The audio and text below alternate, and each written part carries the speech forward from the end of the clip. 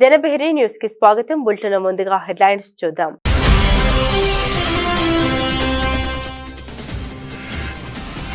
China తప్ప మిగతా దేశాలకు ఊరటనిచ్చే ప్రకటన చేసిన ట్రంప్ ఇతర దేశాలపై 90 రోజుల పాటు అధిక పన్నులు నిలిపివేస్తున్నట్టు తెలిపిన ట్రంప్.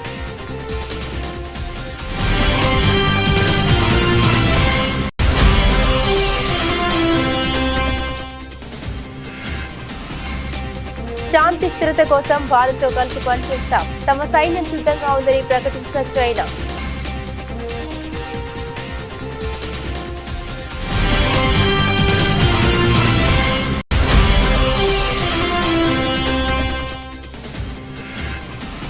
కేంద్ర హోంమంత్రి కార్యాలయంలో అమిత్ షా, జయశంకర్, అజిత్ దోవల్ అత్యవసర సమావేశం. తహవూర్ రానుండడంతో భద్రతా ఏర్పాట్లపై జరిగిన చర్చ.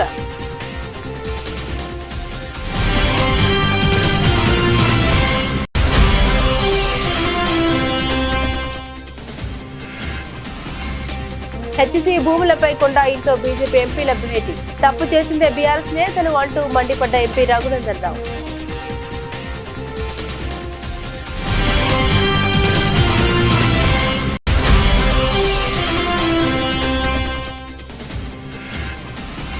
వైఎస్ఆర్ కాంగ్రెస్ పార్టీ కేంద్ర కార్యాలయంలో మహావీర్ జయంతి. భగవాన్ మహావీర్ కు వైఎస్ జగన్ ఘన నివాళులు.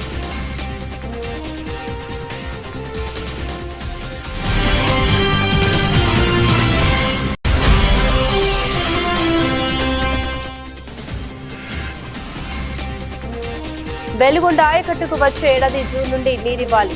అధికారులను ఆదేశించిన మంత్రి నిమ్మల రామనాయుడు.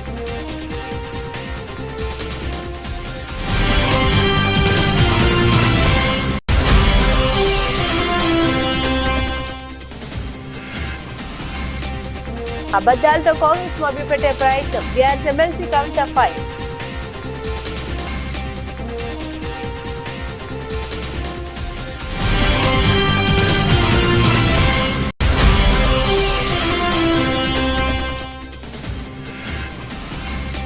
దాష్టికాలపై వైఎస్ జగన్ పోరాటం ముమ్మాటికి సరైనది. మాజీ మంత్రి అంబటి రాంబాబు స్పష్టీకరణ.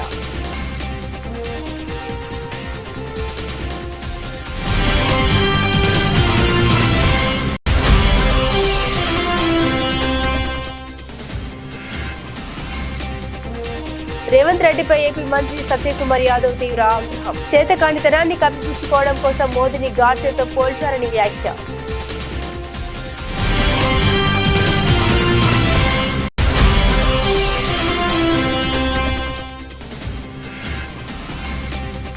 కన్నప్ప విడుదల తేదీని ప్రకటించిన మేకర్స్.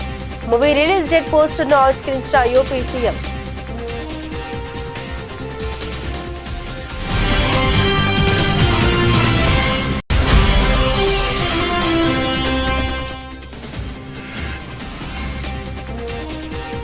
రాజస్థాన్ పై గుజరాత్ పై 58 పరుగులతో విజయం.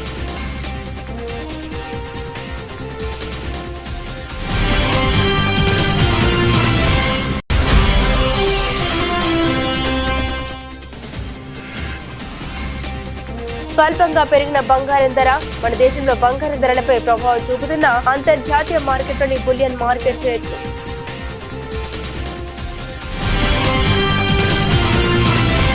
చైనాతో టారిఫ్ వార్ కొనసాగుతున్న నేపథ్యంలో అమెరికా అధ్యక్షుడు డొనాల్డ్ ట్రంప్ 2 కీలక ప్రకటనలు చేశారు. చైనా మినహా మిగిలిన దేశాలకు సుంకాల నుండి ఊరట కల్పించారు ట్రంప్. చైనాపై అమెరికా 104% పన్ను విధించింది. ప్రతిగా చైనా కూడా అమెరికా దిగుమతులపై 34%గా ఉన్న పన్నును 84%కి పెంచింది. దీంతో ఇరు దేశాల మధ్య వాణిజ్య యుద్ధం తీవ్ర స్థాయికి చేరుకుంది. అమెరికా ఉత్పత్తులపై చైనా సుంకాల పెంపును తీవ్రంగా పరిగణించిన ట్రంప్ చైనా ఉత్పత్తులపై ఉన్న 104% పన్నును 125%కి పెంచినట్లు తన social media platform truth social ద్వారా వెల్లడించారు. ఈ నిర్ణయం తక్షణం అమల్లోకి వస్తుందని ప్రకటించారు. అమెరికా సహా ఇతర దేశాలను దోచుకునే రోజులు ఇకపై ఉండవని, అది ఆమోదయోగ్యం కాదని చైనా సమీప భవిష్యత్తులోనే గ్రహిస్తుందని ట్రంప్ పేర్కొన్నారు. అలాగే టారిఫ్ గాయాల నుండి ఇతర దేశాలకు ఉపశమనం కల్పిస్తూ 90 రోజుల పాటు సుంకాలను నిలిపివేస్తున్నట్లు ప్రకటించారు. అయితే సార్వత్రిక రేటు 10% పన్నులు మాత్రం కొనసాగుతాయని తెలిపారు. ఈ నిర్ణయం తక్షణం అమల్లోకి వస్తుందని తెలిపారు.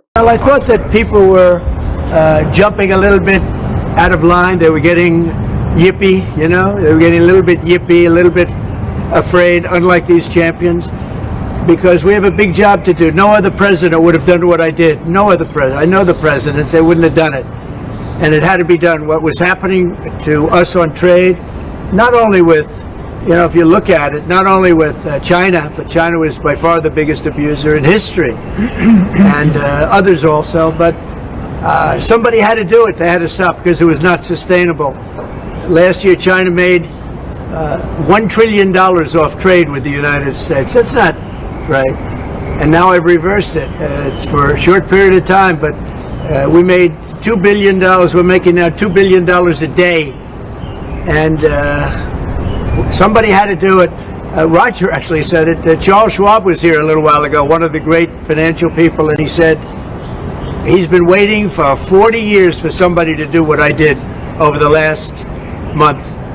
And if you didn't do it, you wouldn't have a country. It wouldn't be sustainable. So I'm honored to have done it. And, look, nothing's over yet, but we have a tremendous amount of spirit from other countries, including China. China wants to make a deal.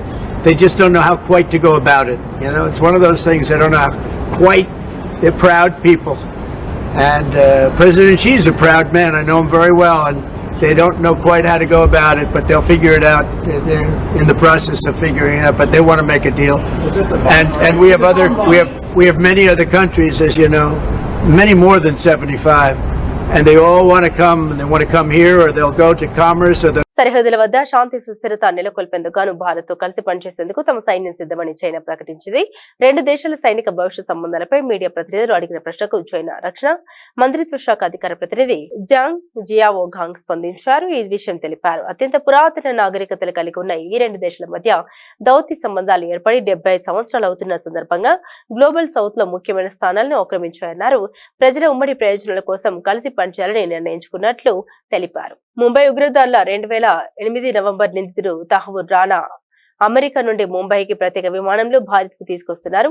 Tahawwur కు అమెరికాలో ఉండేందుకు చట్టపరమైన అవకాశాలన్నీ ముగియడంతో భారత్ కు అప్పగించేందుకు మార్గం సుగమం అయింది. ఆయన అప్పగించేందుకు legal formalities కూడా అమెరికాలో పూర్తి కావడంతో భారత బహుళ ఏజెన్సీ టీంలు అమెరికాకు వెళ్లాయి. ఈ నేపథ్యంలోనే కేంద్ర హోంమంత్రి కార్యాలయంలో అత్యున్నత స్థాయి సమీక్ష సమావేశం బుధవారం సాయంత్రం జరిగింది. కేంద్ర హోంమంత్రి అమిత్ షా, విదేశాంగ శాఖ మంత్రి ఎస్ జైశంకర్, జాతీయ భద్రతా వ్యవహారాల సలహాదారు అజిత్ దోవల్ ఈ సమావేశంలో పాల్గొన్నారు. తహవూర్ రానుండడంతో భద్రతా ఏర్పాట్లపై ఈ సమావేశంలో వీరు చర్చించారు. హెచ్సీ భూముల విషయంలో తప్పు చేసిందే బీఆర్ఎస్ వాళ్ళని ఇప్పుడు శుద్ధపూసల్లా మాట్లాడుతున్నారని మెదక్ ఎంపీ రఘునందన్ రావు ఆరోపించారు. వర్సిటీ భూముల వ్యవహారంపై బీజేపీ ఎంపీలు బుధవారం చేవెళ్ల ఎంపీ కొండా విశ్వేశ్వరరెడ్డి ఇంట్లో సమావేశంలో చర్చించారు. అనంతరం మీడియాతో మాట్లాడారు. 1974లో నాటి కాంగ్రెస్ ప్రభుత్వం యూనివర్సిటీ అవసరాల కోసం 2324 ఎకరాల భూమిని కేటాయించిందని రఘునందన్ రావు తెలిపారు. పలు ప్రభుత్వ కార్యాలయాలకు లీజుకి ఇచ్చిన అనంతరం మిగిలిన 2185 ఎకరాలను యూనివర్సిటీకి బదలాయించాలనే లేదంటూ 2012లో అప్పటి రంగారెడ్డి జిల్లా కలెక్టర్ భూ పరిపాలన ప్రధాన కమిషనర్ కు లేఖ రాశారన్నారు. అప్పుడే భూమిని యూనివర్సిటీకి అల్మినేషన్ చేసి ఉంటే ప్రస్తుత వివాదమే ఉండేది కాదని తెలిపారు. ఈ భూముల నుండి 400 ఎకరాలు ఐఎంజీ సంస్థ కేటాయించారని, ఆ తర్వాత ఒప్పందం రద్దు చేయడంతో ఆ సంస్థ కోర్టుకు వెళ్లిందని గుర్తు చేశారు. ప్రస్తుతం ఇందిరమ్మ పాలనలో మిగిలిన భూములకు ప్రహారీ కట్టి వర్సిటీకి అప్పగించాలని కాంగ్రెస్ నాయకులను డిమాండ్ చేశారు. 2012లో రంగారెడ్డి జిల్లా కలెక్టర్ ఇచ్చిన నివేదిక సీసీఎల్లో పెండింగ్ లో ఉందన్నారు. తెలంగాణ ఏర్పాటయ్యాక అప్పటి బీఆర్ఎస్ పాలకులు నివేదిక ప్రకారం ఎందుకు చర్యలు తీసుకోలేదని రఘునందన్ రావు ప్రశ్నించారు. వైఎస్ఆర్ కాంగ్రెస్ పార్టీ కేంద్ర కార్యాలయంలో మహావీర్ జయంతి మహావీర్ జన కళ్యాణ సందర్భంగా భగవాన్ మహావీర్ చిత్రపటానికి వైఎస్ఆర్సీపీ అధినేత మాజీ ముఖ్యమంత్రి వైఎస్ జగన్మోహన్ రెడ్డి పూలమాల వేసి ఘనంగా నివాళులర్పించారు. ఈ కార్యక్రమంలో వైఎస్ఆర్ కాంగ్రెస్ పార్లమెంటరీ పార్టీ నేత వైవి సుబ్బారెడ్డి, ఎమ్మెల్సీ లీలా అప్పిరెడ్డి, మాజీ ఎమ్మెల్యే చెవిరెడ్డి భాస్కర్ రెడ్డి, వైఎస్ఆర్సీపీ ప్రధాన కార్యదర్శి SP Satish Kumar Reddy, Jain welfare corporation మాజీ చైర్మన్ మనోజ్ కొఠారి, జైన్ సమాజ్ మాజీ అధ్యక్షుడు సుక్రాజీ పౌలముత, Jain Samaj secretary Pannalal ji, Jain Samaj committee member Vikram Bhandari, Jain Samaj మాజీ ఉపాధ్యక్షుడు మోహన్ లాల్ కొఠారి తదితరులు ఉన్నారు.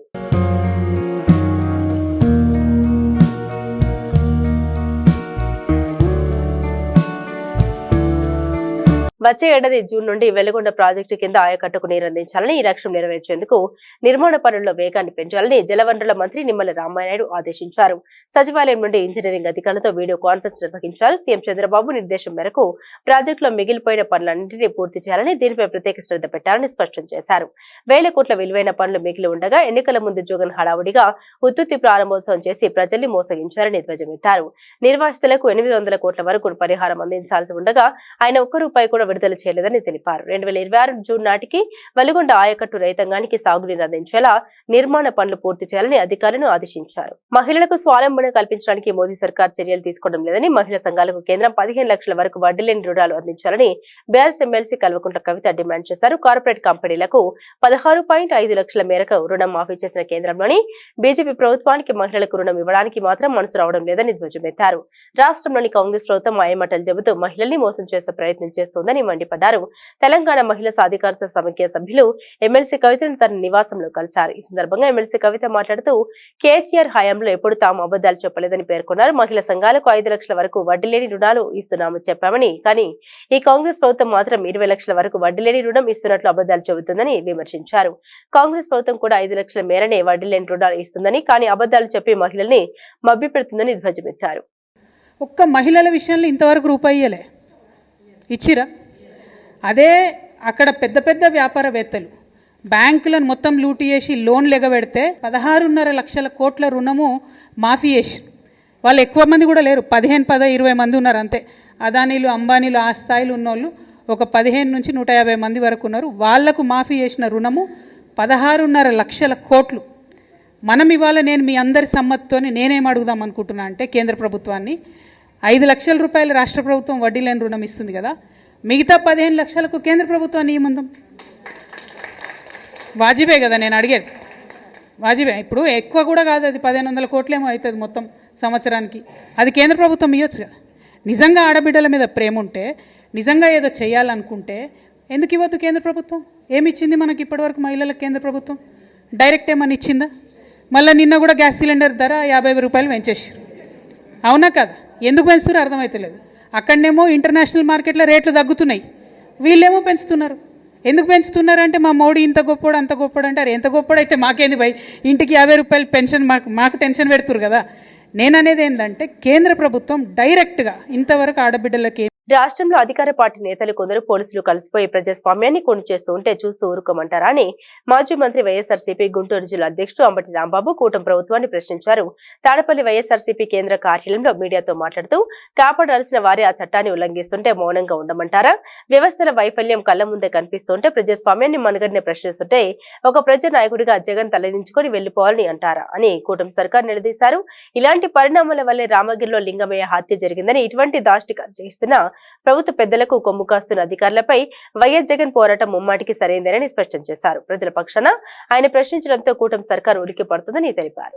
ఎవరైతే చట్ట ప్రకారం వ్యవహరించరో, ఎవరైతే తెలుగుదేశానికి కొమ్ము కాస్తారో, ఎవరైతే చట్ట వ్యతిరేకంగా కాకి డ్రెస్ లో ఉండి ప్రవర్తిస్తారో, ఎవరైతే బియాండ్ డ్యూటీస్ చేస్తారో వాళ్లకు శిక్షించక తప్పదు. న్యాయస్థానాల ముందు, చట్టం ముందు బట్టలు ఊడదీయటం ఖాయం.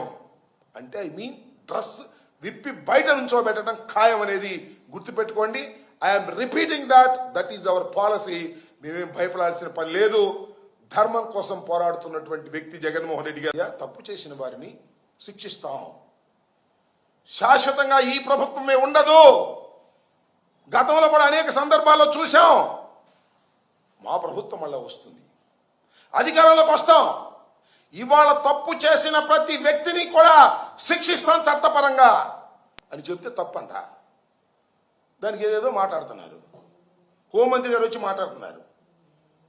హోంమంత్రి గారు ఇష్టం వచ్చినట్టు మాట్లాడుతున్నారు. సరే, హోంమంత్రి గారు మాట్లాడటంలో నెంబర్ 1 లేదు, దానిలో అనుమానం లేదు. మైక్ ముందు నెంబర్ 1గా మాట్లాడతారు. చివరికి ఎస్ఐని కూడా ట్రాన్స్ఫర్ చేసే పవర్ లేదు దానికి. హోంమంత్రి గారికి చెప్తున్నా, సరే హోంమంత్రి గారికి చెప్పడం అనవసరం, అంతా చూస్తున్న లోకేష్ గారికి చెప్తున్నా, మీ ఇష్టం వచ్చినట్టుగా పోలీసు రాజ్యం చేయాలని ప్రయత్నం చేస్తే రోజులు ఎప్పుడు ఒకలాగా ఉండవు. రోజులు మారతాయి. ఇవాళకు 11 మాసాలైంది. కాలం కరిగిపోతా ఉంది. తరువాత మీ పరిస్థితి ఏంటో ఒకసారి ఆలోచించుకోమని కూడా ఈ సందర్భంగా నేను మనవి చేస్తున్నా. అధికారం ఉందని పోలీసుల్ని అందరినీ నేను అన్ను. మోస్ట్ ఆఫ్ ది పీపుల్ చాలా సీరియస్ గా, సిన్సియర్ గా ఉండేవాళ్ళు ఉన్నారు. కానీ అలాంటి వాళ్ళకి పోస్టింగ్లు ఉండవు. ఎవరికంటే పోస్టింగ్లు? మీరు ఏం చెప్తే అది చేసే వాళ్ళకి పోస్టింగ్లు ఉంటాయి. ఎంపీపీలు బెదిరించే వాళ్ళకి పోస్టింగ్లు ఉంటాయి. లేదు, ఎమ్మెల్యేలు బెదిరించే వాళ్ళకి పోస్టింగ్లు ఉంటాయి. అడ్డగోలుగా కేసులు పెట్టే వాళ్ళకి పోస్టింగ్లు ఉంటాయి. ఏంటండి దారుణం నాకు అర్థం కాదు. కంప్లైంట్ ఇవ్వడానికి వెళ్తే కంప్లైంట్ తీసుకున్న సందర్భాలు ఉన్నాయా? కంప్లైంట్ ఇవ్వడానికి వెళ్ళి కేసులు పెట్టారు ఈ 11 మాసాల్లో. ఉదాహరణ నేను ఇచ్చా 5 కంప్లైంట్లు, ఒక్క రిజిస్టర్ చేయలే. ఇప్పుడు చేశారులే 4. రిట్ ఆఫ్ మ్యాండమస్ కోర్టులో వేసిన తర్వాత 4 రిజిస్టర్ చేశారు. నేను వెళ్ళి అడిగా కోర్టుకు వెళ్ళక ముందు, ఎందుకు మీరు ఈ కేసు రిజిస్టర్ చేయలేదు అని అడిగా.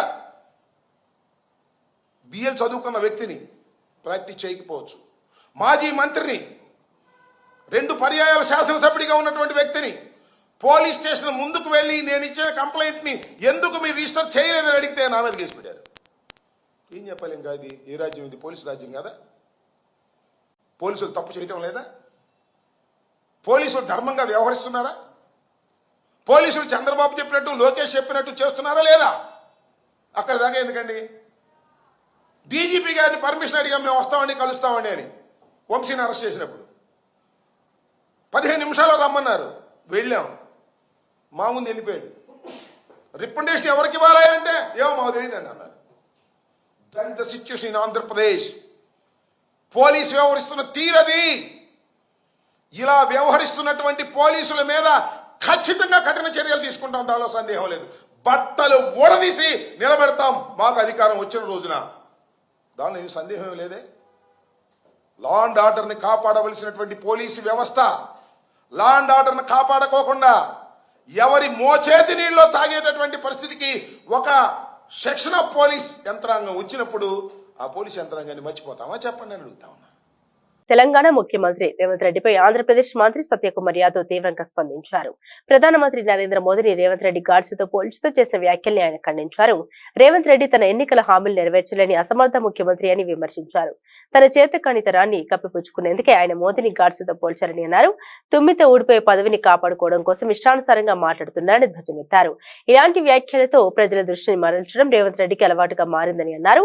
ముఖ్యమంత్రి పదవిని కాపాడుకోవడం కోసం ఆయన స్థాయికి మించి అర్థం పర్థం లేని మాటలు మాట్లాడుతూ ఉన్నారని విమర్శించారు.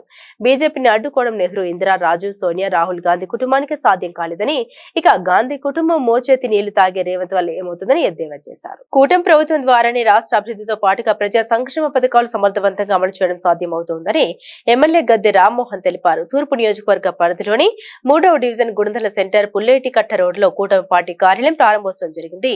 తూర్పు నియోజకవర్గ ఎమ్మెల్యే గద్దె రామ్మోహన్, జనసేన తూర్పు నియోజకవర్గ ఇన్ఛార్జ్ అమిశెట్టి వాసు, బీజేపీ తూర్పు నియోజకవర్గ ఇన్ఛార్జ్ పోతంశెట్టి నాగేశ్వరరావు పాల్గొని పార్టీ కార్యాలయాన్ని ప్రారంభించారు. టీడీపీ నాయకులు తుమాటి ప్రేమనాథ్, బొప్పన భవకుమార్ పాల్గొన్నారు.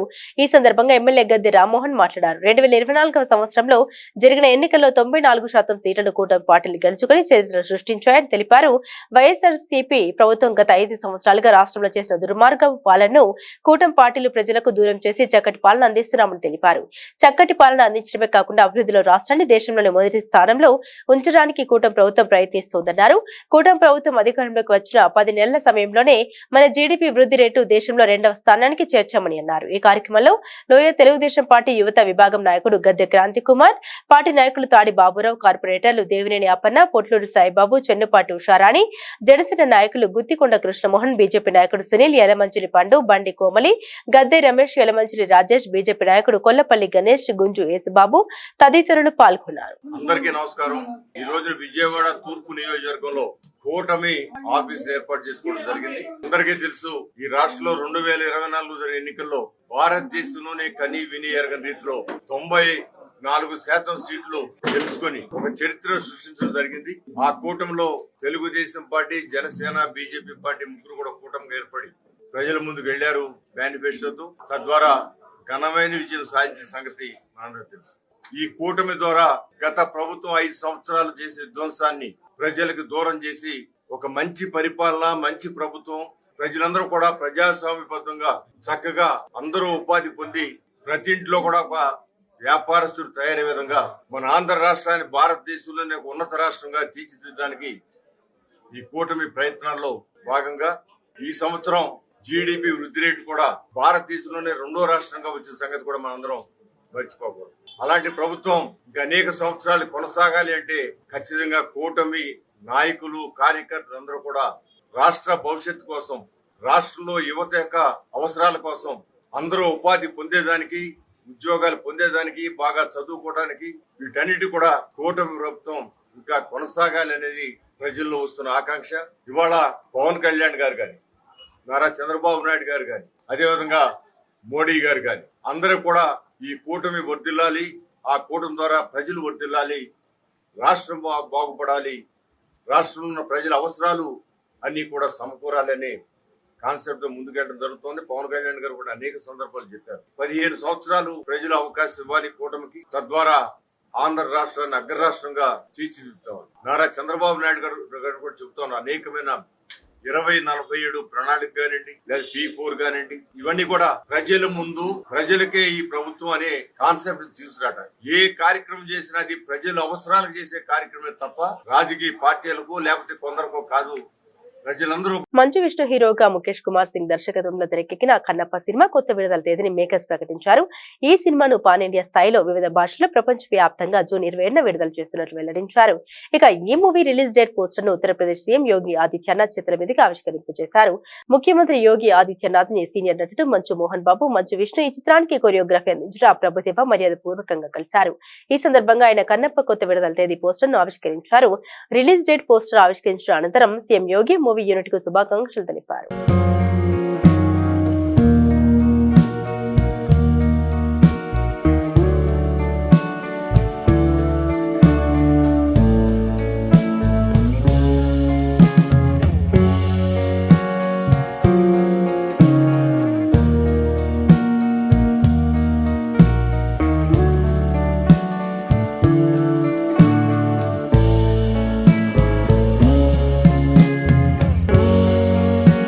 ఐపీఎల్ లో గుజరాత్ టైటాన్స్ జట్టు తిరుగులేని విజయాలతో దూసుకుపోతుంది. గత రాత్రి అహ్మదాబాద్ లోని నరేంద్ర మోదీ స్టేడియంలో రాజస్థాన్ రాయల్స్ తో జరిగిన మ్యాచ్ లో 58 పరుగుల తేడాతో విజయం సాధించి వరుసగా 4వ విజయాన్ని తన ఖాతాలో వేసుకుంది. బ్యాటింగ్, బౌలింగ్, ఫీల్డింగ్ విభాగాల్లో ఆధిపత్యం ప్రదర్శించిన గుజరాత్ జట్టు రాజస్థాన్ రాయల్స్ ను చిత్తు చేసింది.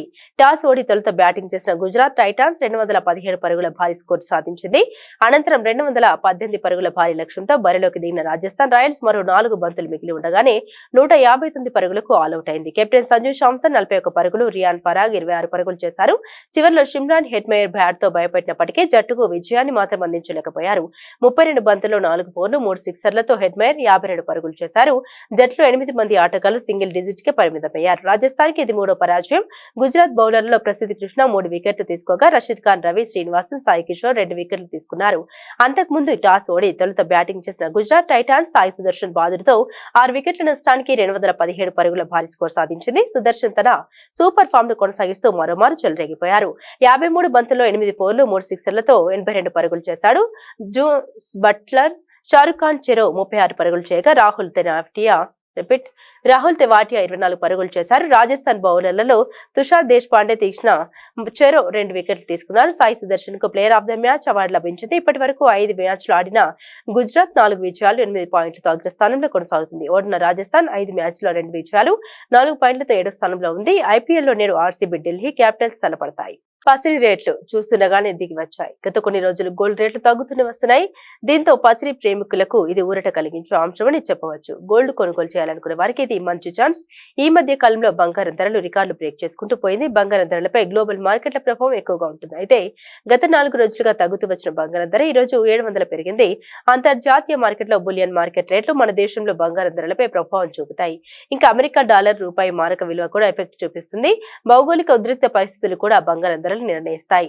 అందుకే గోల్డ్ ధరలు స్థిరంగా ఉండవు, ఎప్పటికప్పుడు మారుతూ ఉంటాయి. అమెరికా అధ్యక్షుడు డొనాల్డ్ ట్రంప్ బంగారు ఆభరణాల దిగుమతులపై సుంకాలు విధించడంతో పసిడి పరుగు ఆగింది. అది కాస్త ఇప్పుడు రివర్స్ అవుతుంది. ఈ ఏడాది ప్రారంభం నుండి బంగారం ధర 17 సార్లు ఆల్ టైమ్ రికార్డులను తాకింది. ఇక్కడ నుండి బంగారం ధర 1,00,000 దిశగా దూసుకెళ్తున్న సమయంలో ఆగింది. తాజాగా హైదరాబాద్ లో 22 క్యారెట్ల బంగారం ధర 1 గ్రామ్ బంగారం ధర 8,291 కాగా 10 గ్రాముల ధర 82,910 రూపాయలుగా ఉంది. అలాగే 24 క్యారెట్ల బంగారం ధర 1 గ్రాము 9,045 కాగా 10 గ్రాముల బంగారం ధర 90,450 రూపాయలుగా ఉంది. ఇక 18 క్యారెట్ల బంగారం ధర 1 గ్రాము 6,784 కాగా 10 గ్రాముల ధర 67,840గా ఉంది. ఆంధ్రప్రదేశ్ లోని విశాఖ, విజయవాడలో ఇవే ధరలు కొనసాగుతున్నాయి. Mega power star Ram Charan RRR సినిమాతో గ్లోబల్ స్టార్ ఇమేజ్ అందిపుచ్చుకున్నారు. ఆయన ఎంత ఎదిగినా ఒదిగుంటారనే విషయం మనందరికీ తెలిసిందే. ప్రస్తుతం బుచ్చిబాబు దర్శకత్వంలో పెద్ది అనే సినిమా చేస్తున్న రామ్ చరణ్ యాంకర్ ప్రదీప్ కి తన వంతు సహాయం చేశారు. ప్రదీప్, దీపిక పిల్లి జంటగా తెరకెక్కిన అక్కడమ్మాయి ఇక్కడ అబ్బాయి సినిమా ఏప్రిల్ 11న రిలీజ్ కాబోతుంది. గత కొద్ది రోజులుగా మూవీ యూనిట్ ప్రమోషన్స్ తో బిజీగా ఉన్నారు. తొలి సినిమాతో మంచి హిట్ కొట్టిన ప్రదీప్ ఇప్పుడు రెండో సినిమాతో కూడా అలరించేందుకు సిద్ధమయ్యారు. మూవీ ప్రమోషన్స్ లో భాగంగా రామ్ చరణ్ ఈ సినిమా ఫస్ట్ టికెట్ కొన్నారు. అయితే రామ్ చరణ్ ని కలిసేందుకు ప్రదీప్ తో పాటు కమెడియన్ సత్య ఇద్దరు చరణ్ ఇంటికి వెళ్లారు. అక్కడ సత్య, చరణ్ నాకు బాగా క్లోజ్ అని నేను ఎంత చెప్తే అంతా కాసేపు కామెడీ చేశారు. చరణ్ కూడా సత్య అసలు ఎవరు తెలియనట్టు ఆట పట్టించారు. ఇక ఈ సినిమా టికెట్ కొన్న తర్వాత సత్య, రామ్ చరణ్ కాలు మొక్కడంతో చరణ్ కూడా సరదాగా సత్య కాలు మొక్కబోయాడు. ఇది చూసిన చాలా మంది రామ్ చరణ్ కూడా భలే సరదా మనుషుగా అని కామెంట్ చేస్తున్నారు. ఈ వీడియో మాత్రం ప్రస్తుతం వైరల్ గా మారింది. ప్రదీప్ నువ్వే టికెట్ ఇచ్చేస్తా. Here is the ticket. బాగుంది. Thank you sir, thank you. ఏంటండి ఇది? అంటే టికెట్ కొనుక్కుంటారు కదండి, డబ్బుల కోసం సూట్ కేసు కలెక్షన్స్ మొత్తం ఇక్కడే లాగేద్దాం అనుకుంటున్నా. అది ప్రజలు ఇస్తారు. నేను ఒక టికెట్ కొంటున్నా. All the best Pradeep. Thank you wishing you all the best. Thank you so much. Hey Satya, ఎలా ఉన్నావు? చాలా రోజులైందయ్యా. నాకు అర్థమైంది సార్, నా రోజు పద్ధతి కోరుకుంటున్నారు కదా. పెద్ద షూటింగ్ రా టైంకి. Okay sir, thank you. Bulletin ముగించే ముందు హెడ్లైన్స్ మరోసారి.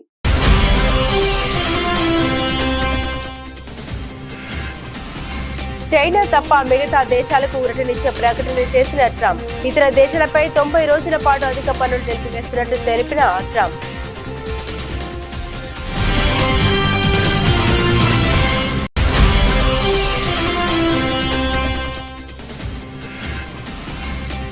శాంతి స్థిరత కోసం భారత్తో కలిసి పనిచేస్తాం. తమ సైన్యం సిద్ధంగా ఉందని ప్రకటించిన చైనా.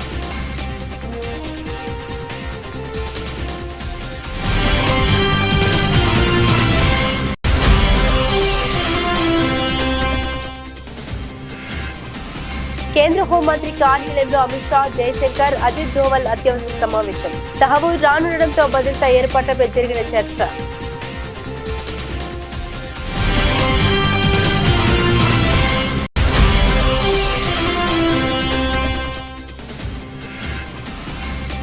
హెచ్సీ భూములపై కొండా ఇంట్లో బీజేపీ ఎంపీల భేటీ.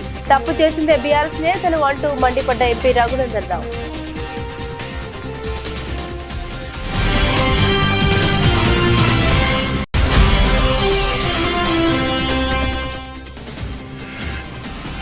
వైఎస్ఆర్ కాంగ్రెస్ పార్టీ కేంద్ర కార్యాలయంలో మహావీర్ జయంతి. భగవాన్ మహావీర్ కు వైఎస్ జగన్ ఘన నివాళులు.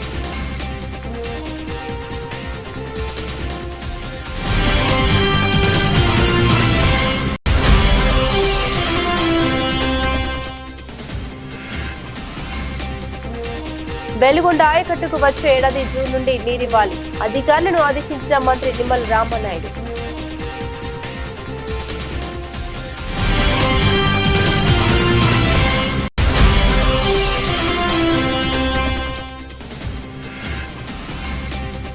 అబద్దాలతో కాంగ్రెస్ మభ్యపెట్టే ప్రయత్నం. బీఆర్ఎస్ ఎమ్మెల్సీ కవిత ఫైర్.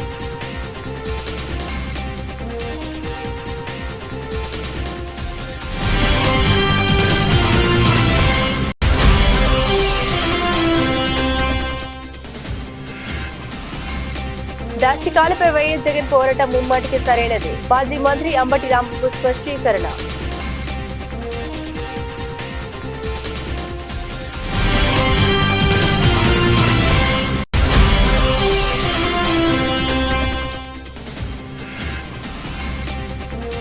రేవంత్ రెడ్డిపై ఏపీ మంత్రి సత్యకుమార్ యాదవ్ తీవ్ర ఆగ్రహం. చేతకానితనాన్ని కప్పిపుచ్చుకోవడం కోసం మోదీని గాడ్సేతో పోల్చారని వ్యాఖ్య.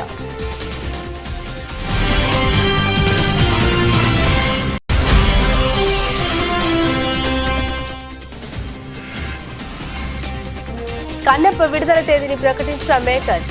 మూవీ రిలీజ్ డేట్ పోస్టర్ ను ఆవిష్కరించిన యూపీ సీఎం.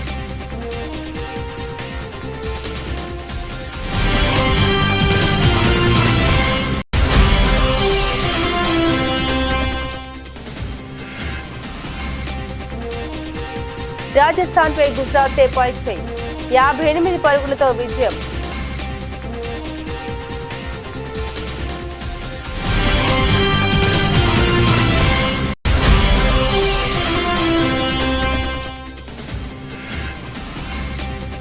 స్వల్పంగా పెరిగిన బంగారం ధర. మన దేశంలో బంగారం ధరలపై ప్రభావం చూపుతున్న అంతర్జాతీయ మార్కెట్లోని బులియన్ మార్కెట్ రేట్లు.